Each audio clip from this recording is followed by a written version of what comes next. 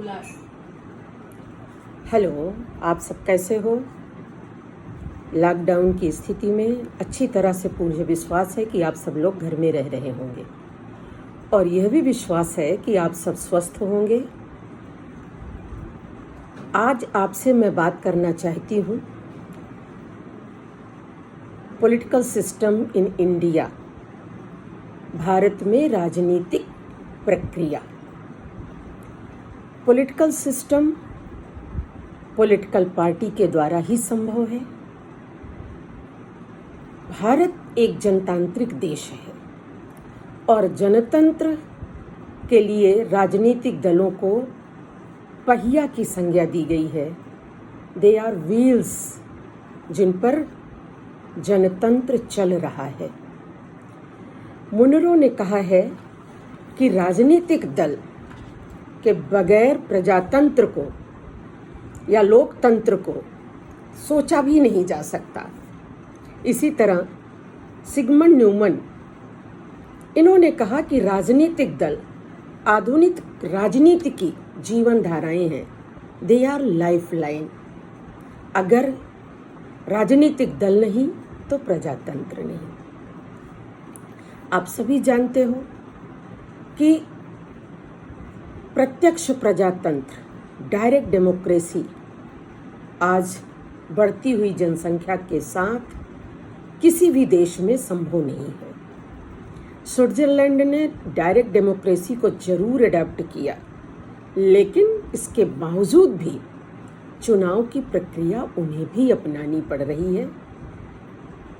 उनके कुछ टूल्स जैसे जनमत संग्रह और लैंड्सजिमेंडे जैसे संगठनों की ज़रूरत उन्हें ज़रूर पड़ी, लेकिन ये सब भी राजनीतिक दलों के माध्यम से ही संभव है। इसलिए भारत जो विश्व में सर्वाधिक जनतांत्रिक और विस्तृत देश माना जाता है, उस देश में जनतंत्र को चलाने के लिए राजनीतिक दल अवश्यंभावी है। आज़ादी के बाद भारत के संविधान के निर्माण के साथ साथ राजनीतिक दलों को वह वैधानिक स्थान मिला है जो उसकी अन्य किसी भी संस्था को मिला है। बिना राजनीतिक दल के ना तो लोकतंत्र संभव है और लोकतंत्र ना तो प्रतिनिधियों के संभव है, और प्रतिनिधि जनता किस माध्यम से चुनेगी उसके लिए ना तो राजनीतिक दलों के संभव है। अब एक बात जरूर कहना चाहूँगी, ये राजनीतिक दल आज़ाद भारत की देन नहीं है। राजनीतिक दल भारत में आज़ादी के पूर्व प्रकाश में आ चुके थे, स्वरूप उनका बदला हुआ था। आज़ादी की लड़ाई मुस्लिम लीग ने, भारतीय राष्ट्रीय कांग्रेस ने, अकाली समूह ने, राष्ट्रीय हिंदू महासभा ने मिलकर के लड़ा। बड़ी भूमिका भारतीय राष्ट्रीय कांग्रेस की रही। उस वक्त तक वह एक संगठन के रूप में था जिसमें गांधी जी ने नेतृत्व दिया, जिसमें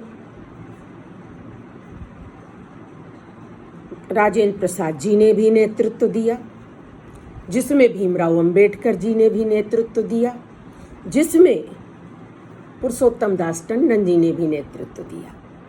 लेकिन आज़ादी की लड़ाई खत्म होने के पहले जब अंग्रेज़ों ने भारत के लिए आंतरिक स्तर पर इंटरनल गवर्नमेंट बनाना चाहा, तो उस इंटरनल गवर्नमेंट में यह था कि ये सब मिल कर के तय करें कि इन्हें अपने प्रतिनिधि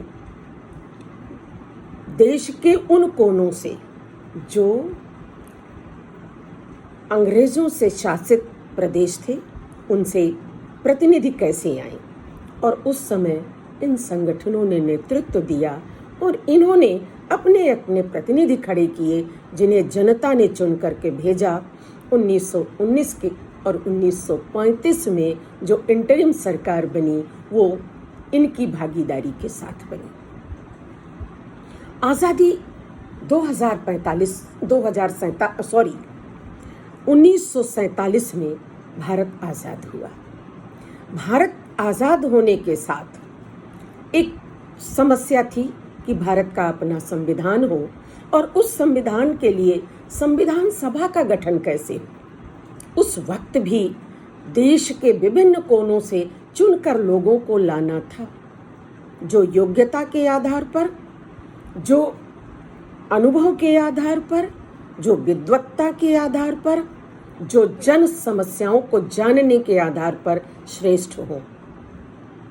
जनता कैसे चुने। उस वक्त भी देश में कम्युनिस्ट पार्टी ने, और कम्युनिस्ट पार्टी के दो भाग थे। कम्युनिस्ट पार्टी का एक मार्क्सिस्ट पार्टी और दूसरा कम्युनिस्ट पार्टी, इन दोनों ने मिलकर के अलग अलग प्रतिनिधित्व दिया। इसी तरह से गदर पार्टी, मुस्लिम लीग, भारतीय राष्ट्रीय कांग्रेस, इंडियन सोशलिस्ट पार्टी, भारतीय Hindu Mahasabha, justice party, Republican association और राष्ट्रीय कांग्रेस। इसमें मैं आपको बताना चाहूंगी कि भारतीय राष्ट्रीय कांग्रेस जो 1942 में प्रकाश में आई थी और राष्ट्रीय कांग्रेस जिसकी स्थापना 1885 में हुई थी देश की आज़ादी का संघर्ष लड़ने के लिए, इन सब ने मिलकर के अलग अलग क्षेत्रों में अपने अपने प्रतिनिधि उतारे और उन प्रतिनिधियों के माध्यम से जनता के द्वारा चुने हुए लोगों ने भारतीय संविधान के निर्माण में अपनी भूमिका निभाई। हम कह सकते हैं एक तरह से ये राजनीतिक पार्टी के रूप में, राजनीतिक दल के रूप में हमारे सामने आज़ादी के पूर्व अस्तित्व में आ चुके थे। आज़ादी के बाद देश का संविधान बनाना और बना करके तैयार हो करके 1950 में लागू करना पहला लक्ष्य था।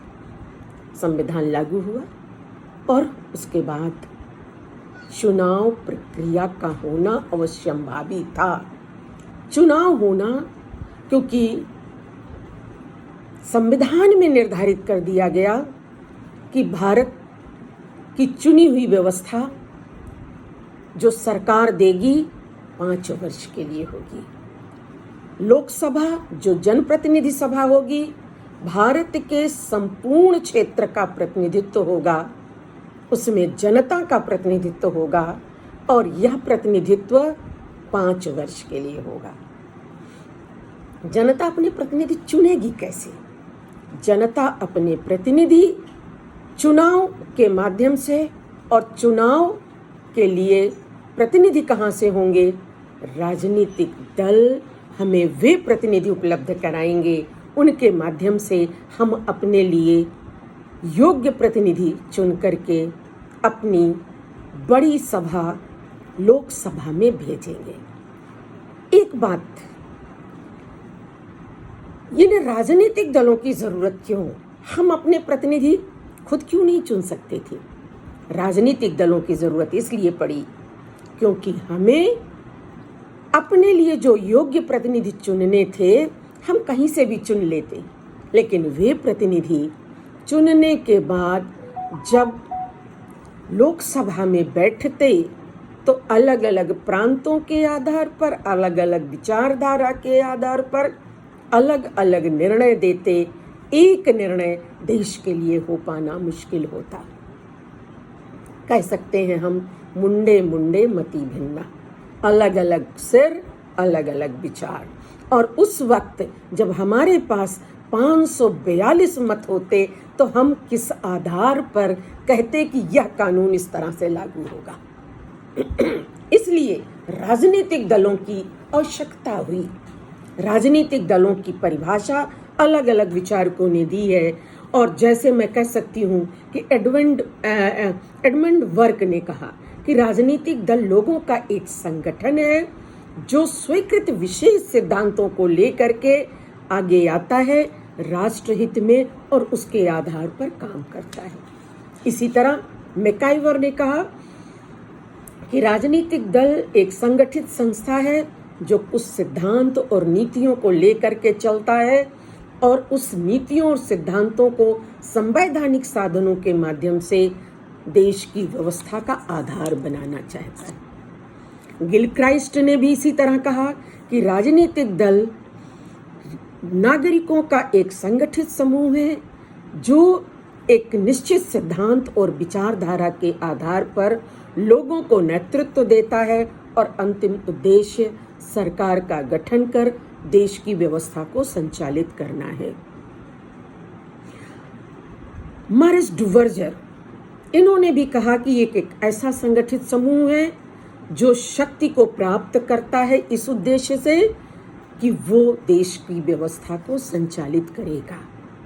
कुल मिलाकर किसी भी विद्वान के विचारों को हम निचोड़ के तौर पर कह सकते हैं कि एक संगठित समूह एक विचारधारा के आधार पर, एक मैनिफेस्टो को लेकर, एक नीति को लेकर जनता के मध्य आते हैं, अपनी बात के लिए जनता के मध्य प्रतिनिधि उपलब्ध कराते हैं, चुनाव लड़ते हैं और उन चुनावों में जीते जाने के बाद, जीत जाने के पश्चात देश को सरकार देते हैं, संविधान को गतिशीलता देते हैं, जनहितकारी नीतियों के निर्माण में अपनी भागीदारी निभाते हैं।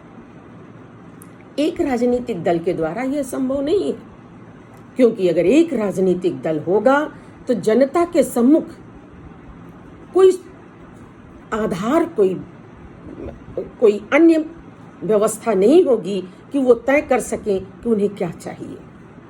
इसलिए बहुत सारे राजनीतिक दल या तो स्थानीय आधार पर या विचारधारा के आधार पर या नीति के आधार पर या धार्मिक आधार पर हमारे सम्मुख होते हैं और हमें अपने हित के आधार पर उनको चुनना होता है।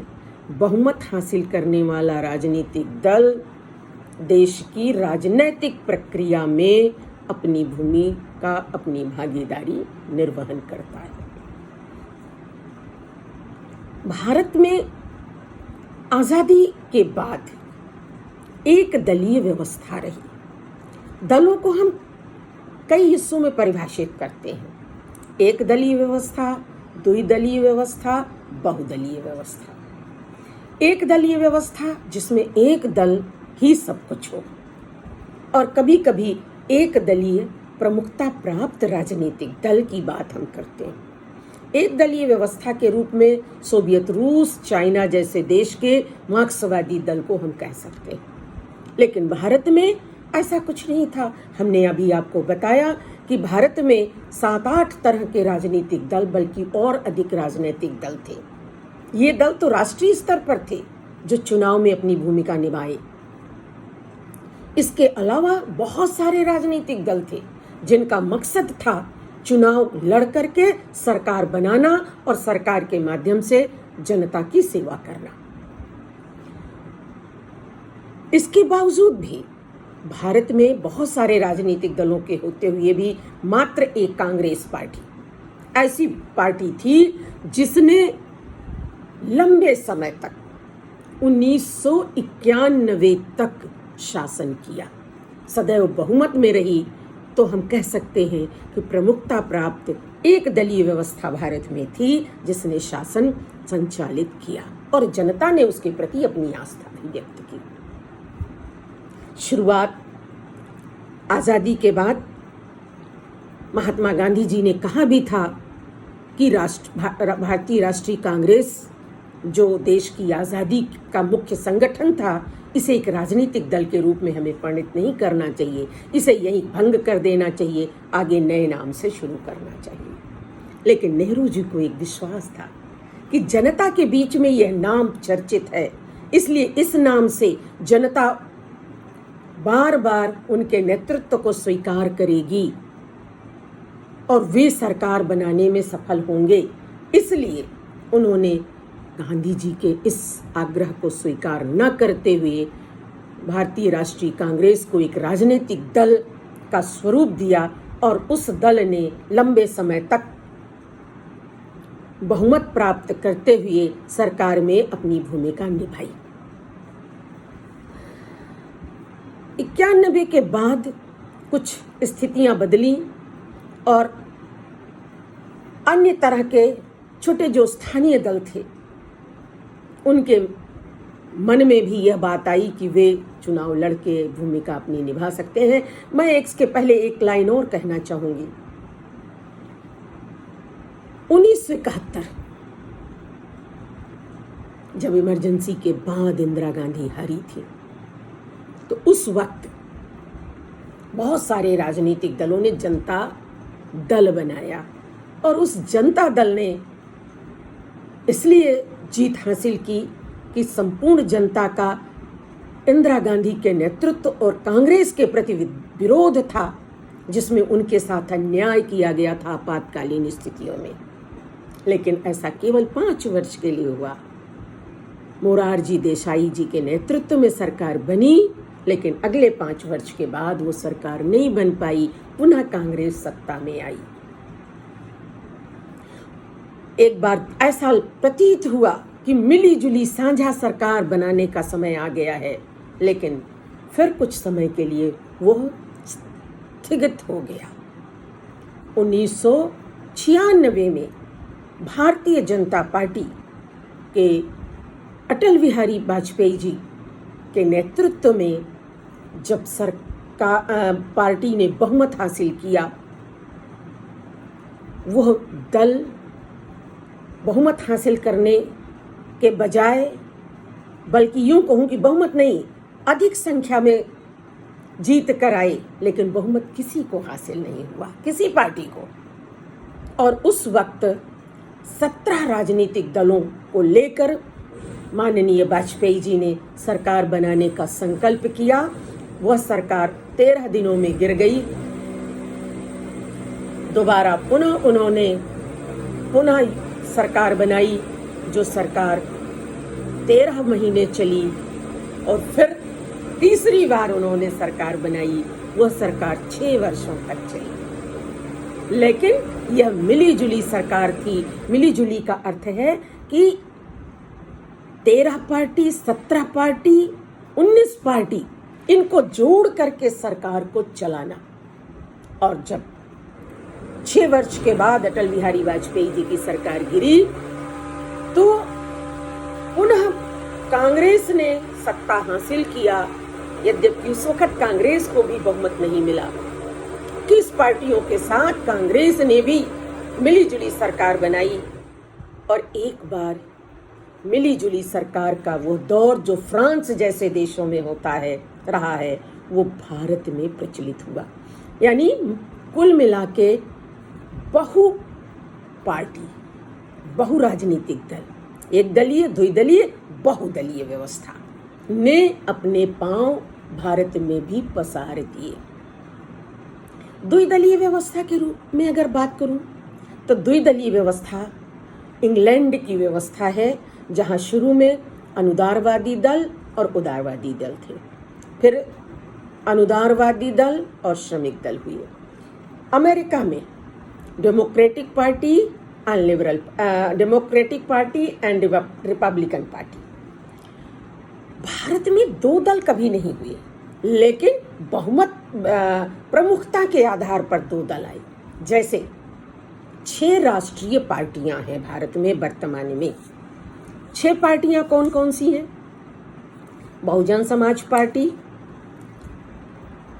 Bharatiya Janata party, communist party, communist party nationalist, भारतीय राष्ट्रीय कांग्रेस और एनसीपी और कांग्रेस, ये 6 पार्टियां राष्ट्रीय पार्टियों के रूप में हैं।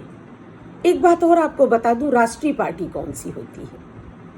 जिस पार्टी को पूरे लोकसभा के चुनाव में अगर 2% वोट मिल जाता है लोकसभा के चुनाव में, और इतना ही नहीं, अगर स्टेट के चुनाव में वो किसी भी एक स्टेट में सरकार बनाती है, और अगर कहीं भी एक स्टेट में वो एक साथ 6% से अधिक वोट लेकर के आती है, तो ऐसी पार्टी को राष्ट्रीय पार्टी की संज्ञा दी जा सकती है, और ये संज्ञा चुनाव आयोग देता है।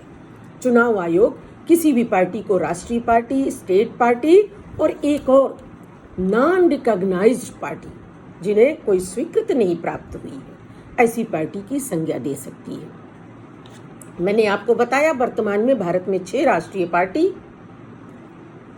34 स्टेट पार्टी और नहीं 34 नहीं 53 स्टेट पार्टी और 2538 नॉन रिकॉग्नाइज्ड पार्टियां हैं, जिनको कोई पहचान नहीं है, उनका कोई सिंबल नहीं होता।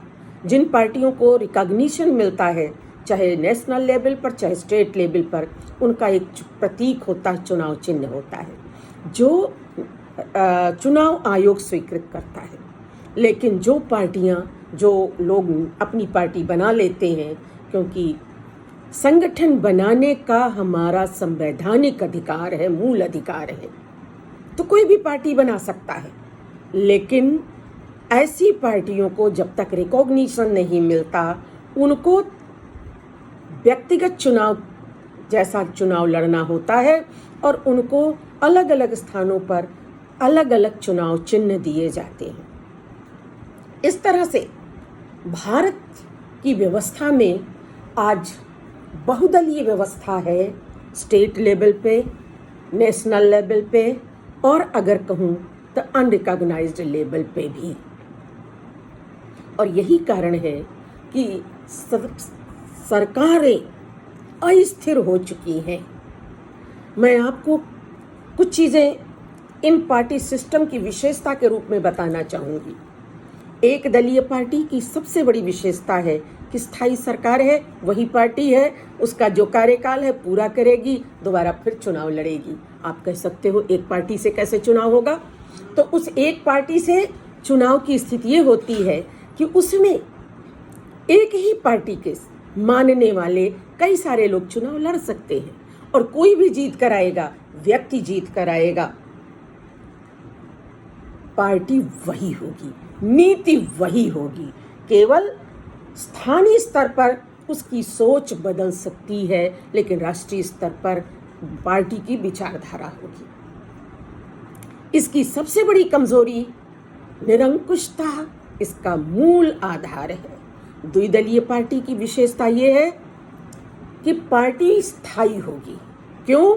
कोई न कोई एक दल तो बहुमत पाएगा ही, चाहे रिपब्लिकन पाए, चाहे डेमोक्रेटिक पाए, चाहे उदारवादी पाए या अनुदारवादी पाए, लेकिन इसकी एक बड़ी कमी कोई न कोई बहुमत में रहेगा, तो एक नीति सदैव शासन करेगी। लेकिन अगर इसकी कमी के रूप में हम देखें तो हम ये कहते हैं कि विचारधारा संपूर्ण देश की 2 भागों में बांट दी जाती है। एक 2 फ्रंट तैयार होता है, एक लेफ्ट एक राइट। पूरे देश को कहा जा सकता है कि ये राजनीतिक दल राष्ट्रहितों को 2 भागों में बांट देते हैं। इसलिए द्विदलीय व्यवस्था अच्छी भी है लेकिन बुरी भी है। अब बात आती है बहुदलीय व्यवस्था की। बहुदलीय व्यवस्था को लोगों ने विचारधारा की दृष्टि से सर्वोत्तम कहा। हर व्यक्ति को अपने विचार के अनुसार निर्णय में भागीदारी करने का अवसर मिलता है। अपने मत को देने का अधिकार मिलता है, अपने मत के अनुकूल व्यक्ति चुनने का अधिकार मिलता है। लेकिन प्रायः ऐसी व्यवस्था में किसी भी दल को बहुमत नहीं मिल पाता तो सरकारें अस्थिर होती हैं। भारत का वह दौर जो अटल बिहारी वाजपेयी के कार्यकाल में था और उसके बाद मनमोहन जी के कार्यकाल में था, अस्थिरता सदैव इन प्रधानमंत्रियों को डगमगाती रही हैं, डिगाती रही हैं और ये निर्णय लेने में सक्षम नहीं थी। भारतीय जनता पार्टी ने अटल बिहारी वाजपेयी के कार्यकाल में एक निर्णय लिया था कि 370 अनुच्छेद खत्म कर देंगे और अयोध्या में राम जन्मभूमि को बनाएंगे, राम जन्म मंदिर को बनाएंगे। नहीं कर पाए क्योंकि उस वक्त मिनिमम कॉमन प्रोग्राम को लेकर चलना पड़ता है, कम से कम साझा प्रोग्राम जिसमें सभी राजनीतिक दल सहमत हों।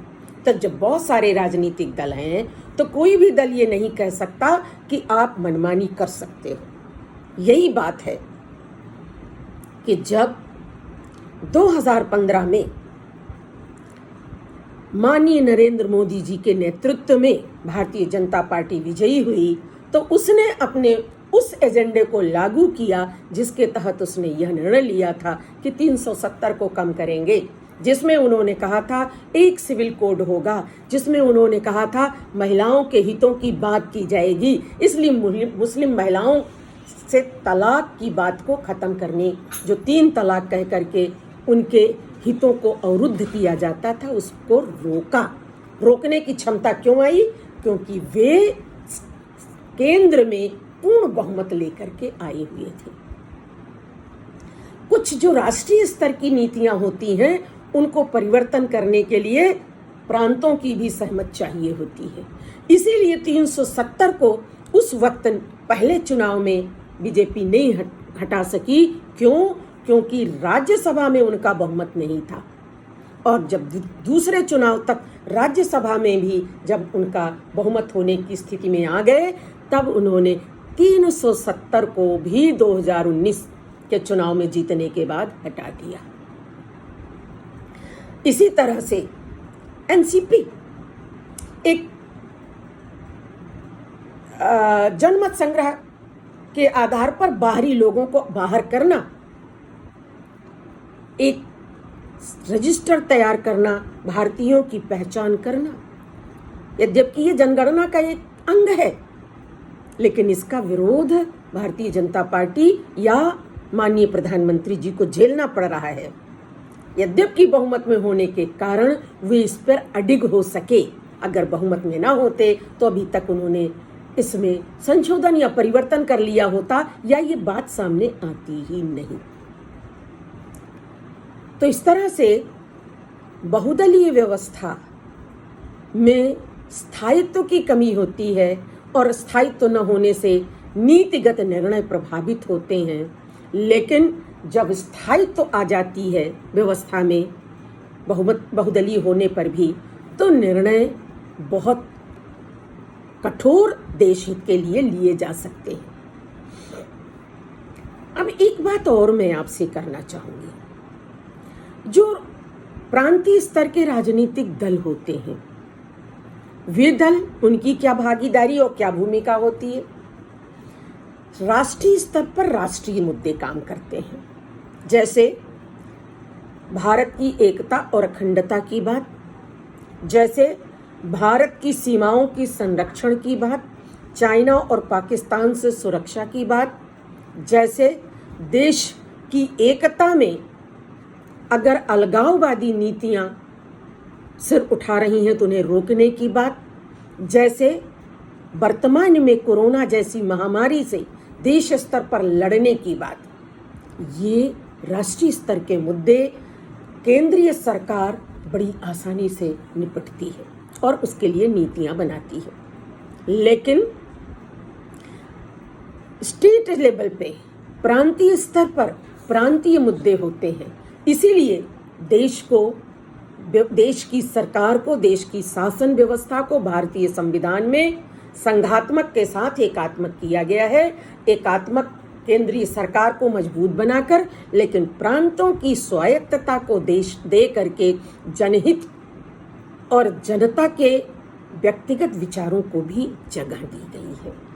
प्रांतों के चुनाव स्थानीय समस्याओं, प्रांतीय समस्याओं को लेकर के लड़े जाते हैं। जैसे प्रांत में कृषि की समस्या, प्रांतीय शिक्षा, प्रांतीय कर टैक्सेस या कर व्यवस्था, या प्रांतीय स्तर पर कल कारखानों का लगाया जाना, उसका डेवलपमेंट, या प्रांतीय स्तर पर सड़कों का, गलियों का, मोहल्लों का, शहरों का निर्माण, सुंदरीकरण, नदियों के जलस्तरों का बढ़ाना, गांव के विकास के लिए फंडिंग और उसके लिए नीतियां बनाना, ये सारी बातें प्रांतीय स्तर की सरकारों को करना पड़ता है। प्रांतीय स्तर पर जनता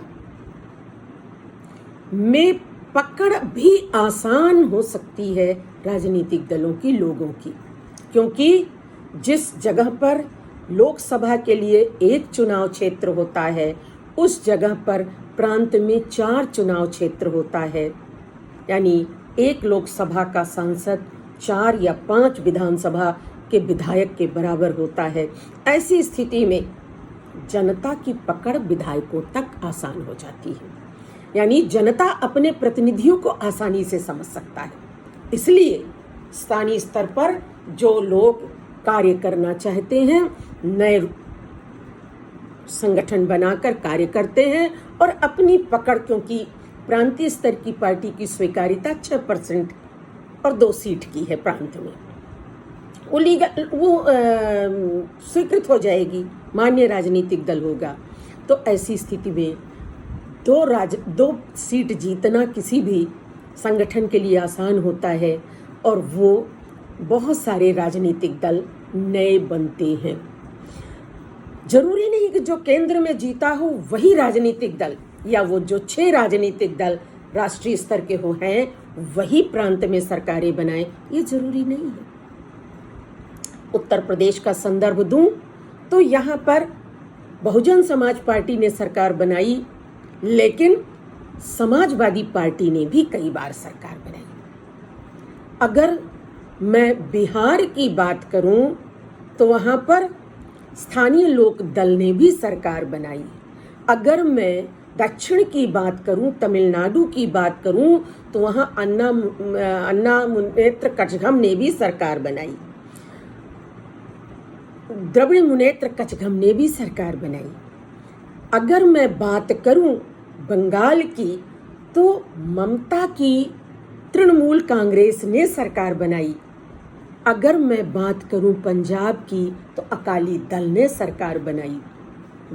हम कह सकते हैं कि प्रांतीय स्तर पर जो वहाँ के प्रांतीय पकड़ बनाने वाले राजनीतिक दल होते हैं, उनको बार बार मौका मिलता है, क्योंकि वे प्रांतीय स्थानीय समस्याओं को बखूबी लेकर के चलते हैं और उस स्तर पर काम करते हैं। बहुत बार ऐसा होता है कि राष्ट्रीय दल राष्ट्रीय हितों का संचालन और उसके अनुपालन में इतने ज़्यादा व्यस्त होते हैं कि प्रांतीय समस्याएं, स्थानीय समस्याएं कहीं ना कहीं निगलेक्ट होती हैं और प्रांतीय स्तर की सरकारें उन्हें उसी लेवल पे काम करना होता है, वे उसको बखूबी कर पाती हैं। इसलिए प्रांतीय स्तर पर प्रांतीय पार्टियों के जीतने की संभावनाएं कहीं अधिक होती हैं बनस्पत के राष्ट्रीय स्तर के राजनीतिक दलों की। एक बात और कहना चाहूंगी, जब भी कभी ऐसी बात होती है प्रांतीय स्तर पर दूसरी राजनीतिक दल सरकार बनाता है और केंद्रीय स्तर पर दूसरा राजनीतिक दल बनाता है, तो संघर्ष की संभावनाएं बार बार होती हैं।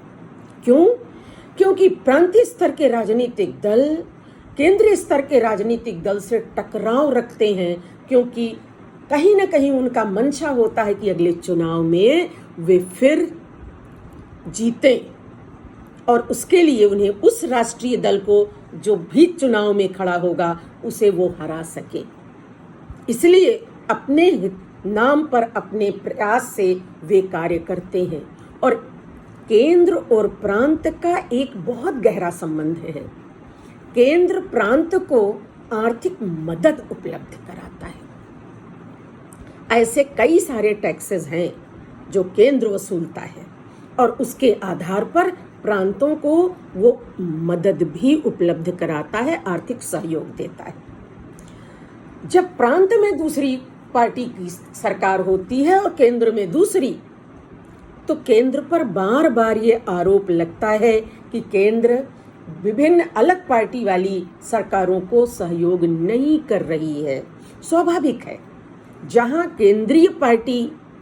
केंद्रीय सरकार की पार्टी और प्रांत में भी वही पार्टी काम करती है, वहां केंद्र का रुझान अधिक होता है, झुकाव अधिक होता है। वहां डेवलपमेंट के लिए केंद्र अधिक धनराशि खर्च करता है। उदाहरण के लिए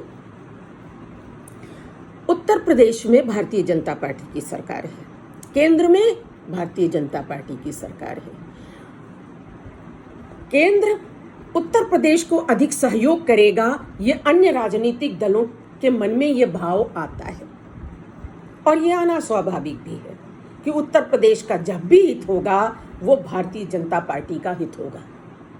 और यहाँ जब भी सरकार कार्य करेगी वो प्रांत की सरकार नहीं, भारतीय जनता पार्टी की सरकार कार्य करेगी। लेकिन ममता बनर्जी एज ए मुख्यमंत्री बार बार आरोप लगाती हैं कि मेरी मदद प्रधानमंत्री जी नहीं कर रहे हैं। कोई जरूरी नहीं है कि उनकी मदद ना हो रही हो सकता है कि केंद्र भरपूर जितनी मदद उत्तर प्रदेश की कर रहा है, बिहार की कर रहा है, मध्य प्रदेश की कर रहा है, उतनी ही मदद राजस्थान की भी हो रही हो, बंगाल की भी हो रही हो। लेकिन उनका आरोप होना स्वाभाविक है ताकि वे जनता की निगाहों में ये कह सकें कि सरकार उनकी मदद नहीं कर रही है। जब सपा की सरकार उत्तर प्रदेश में थी, बार बार माननीय अखिलेश जी यह आरोप लगाते रहे कि केंद्र की सरकार उनकी मदद नहीं कर रही है, जब प्रारंभ में मोदी जी की सरकार केंद्र में बनी। इस तरह के आरोप और प्रत्यारोप होते हैं, ये स्वाभाविक क्रिया है। लेकिन जब भी कभी राष्ट्रीय मुद्दे हों जो देश हित को प्रभावित करने वाले हों, जैसे कोरोना यह राष्ट्रीय मुद्दा है, जैसे आतंकवाद एक राष्ट्रीय मुद्दा होता है, जैसे जम्मू कश्मीर की समस्या एक राष्ट्रीय मुद्दा थी, उस वक्त जब स्थानीय पार्टियां, प्रांतीय पार्टियां विरोध के स्वर लहराती हैं तो वो देश हित में नहीं होता। जब भी कभी विपक्ष में बैठी जो राजनीतिक दल होती है उसका एक आधार होता है, वो ये कि वो कितना अधिक विपक्ष में बैठकर सरकार को परामर्श दे सके, सरकार की गलत नीतियों को जनता के सम्मुख ला सके। क्यों? ऐसा होने पर सरकार के निरंकुश होने की संभावनाएं नहीं होती। अगर सोनिया जी कहती हैं कि कोरोना के मामले में मोदी जी ने एज ए प्रधानमंत्री लॉकडाउन लागू किया तो ये सही कार्य किया, ये विपक्ष का एक महत्वपूर्ण सहयोग था जो राष्ट्रीय समस्या को निपटने के लिए था। लेकिन जैसे उन्होंने कहा कि इसको लागू करने का तरीका कुछ गलत था, वहां पर उन्होंने विपक्ष के उस रूप को प्रदर्शित किया कि उन्हें सुझाव भी देने चाहिए। यह सुझाव सकारात्मक होने चाहिए ताकि देश हित में सरकार की निगाह और विस्तृत हो सके। कब जरूरी नहीं है कि जो सरकार में बैठा हो वो सब कुछ देख ले, लेकिन यह भी जरूरी नहीं है कि जो विपक्ष में बैठा हो उसे वो सब दिखाई पड़े जो सरकार को ना दिखाई पड़ रहा हो।